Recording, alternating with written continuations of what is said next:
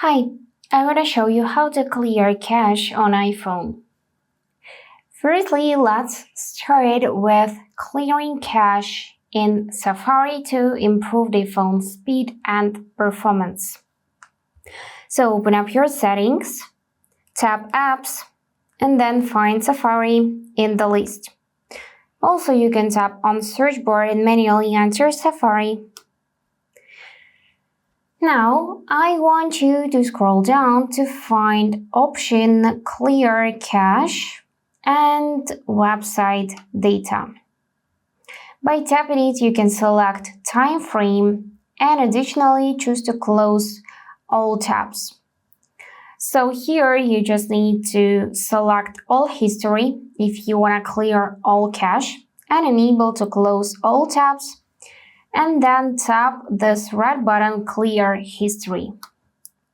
After that, to clear cache but keep history and cookies, you can go in Advanced Settings, tap on Website Data, and here tap Edit and remove website data by tapping on the minus and then tapping Delete.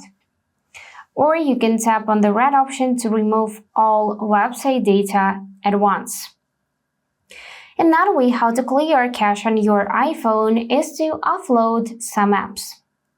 For that, go in General, then tap iPhone Storage, and here tap on Size to be able to view all of your apps listed by the biggest size. Then tap on the app you want to offload and click this option. Now click it again, but don't worry, this won't delete your documents and data.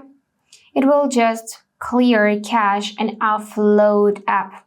So you still got the option to reinstall it, and you can still see it on your home screen, but with this little cloud icon, so you can tap on it and it will be downloading back on your device.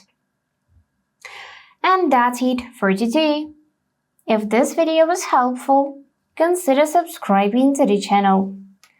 And I wish you all the best. Bye bye.